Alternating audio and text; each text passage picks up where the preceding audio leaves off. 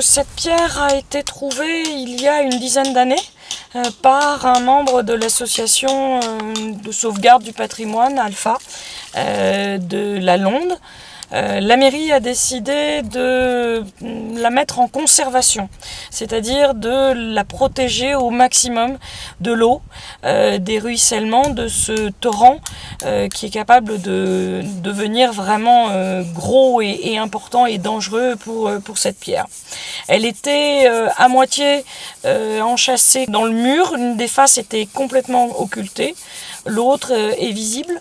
Il s'agit très certainement d'une pierre qui sert à borner, à délimiter les terrains appartenant à deux familles dont les écus, les blasons, sont les symboles.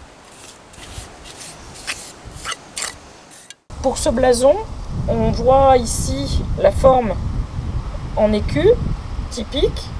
Il est divisé en 4 quartiers. Sur le premier et le quatrième, on voit un animal. Alors ici, il est plutôt dégradé, mais de l'autre côté, on voit bien la tête.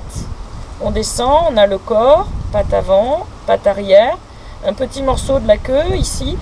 Et de l'autre côté, sur les autres quartiers, on voit très bien ces deux arches du pont, un petit peu moins bien ici. Donc ce blason avec le pont et ces loups, qu'on appelle rampants, est un blason d'une famille qui s'appelle Dagout de Pontévès. C'est une très vieille famille provençale, très connue, qui a de nombreuses branches. Ça, de Pontévès est une des branches de la famille Dagout, qui était pair de France, donc un titre nobiliaire extrêmement important et une famille très puissante en Provence. Sur cette face, on a un autre blason. Alors on reconnaît encore la forme, toujours la même du blason, avec ici probablement un anneau d'attache. De l'autre côté, il y en avait un aussi, mais vous pouvez imaginer des anneaux qui servent à suspendre un écu ou un blason, comme on a maintenant les enseignes de magasins. Sur ce blason, on remarque deux animaux qu'on appelle affrontés. Les pattes avant se touchent, une patte arrière, et il est debout sur l'autre patte arrière. On voit la tête.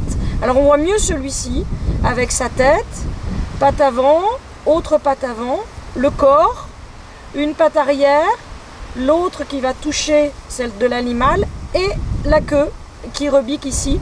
Et détail vraiment important pour nous, ce collier qu'on voit très très bien ici, un petit peu effacé là, qui prouve que ce sont des lévriers. Ce sont des animaux qui sont assez typiques en blasonnerie, en héraldique, bien qu'on n'ait pour l'instant aucune interprétation, aucun nom possible pour la famille qui correspondrait à ce blason.